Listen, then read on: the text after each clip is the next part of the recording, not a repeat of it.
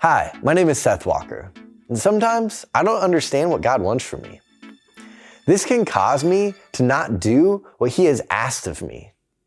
I may not see how God is working in a certain situation, so I don't want to put the effort in.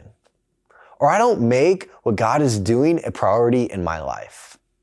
I want to share a story with you today about Jesus' first miracle that happened at a wedding. Let's read in John chapter 2, starting in verse 1.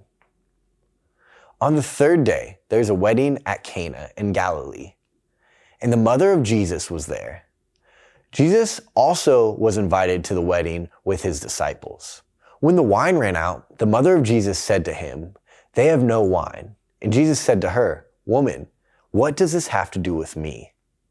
My hour has not yet come."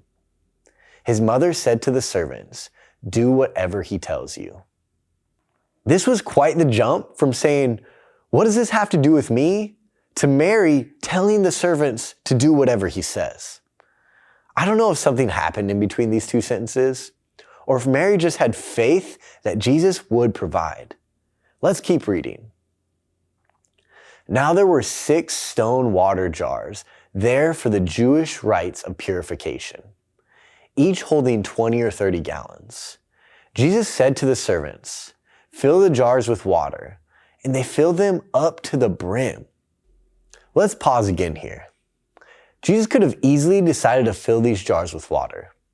Yet he asked the servants of the party to fill the jars. Not only did they fill them, but they filled them to the brim, to the very top. Let's keep reading. And he said to them, "Now draw some out and take it to the master of the feast." So they took it. When the master of the feast tasted the water, now become wine, and did not know where it came from, though the servants who had drawn the water knew, the master of the feast called the bridegroom and said to him, "Everyone serves the good wine first, and when people have drunk freely, then the poor wine. But you have kept the good wine until now." This, the first of his signs, Jesus did at Cana in Galilee, and manifested his glory, and his disciples believed in him. Jesus could have performed this miracle by himself, sure, but he decided to include others so that they could share in the blessing. The part that I want to point out in this story is they filled the jars up to the brim. They did what Jesus asked of them, even though they may have not trusted that he was going to provide. They played their part to the fullest. This is what God asks of us. We may not understand what God is doing in our lives, but God wants us to keep going on the path in front of us, to stay faithful, to work hard and do everything that we do to the brim. Go out and live your life to the brim.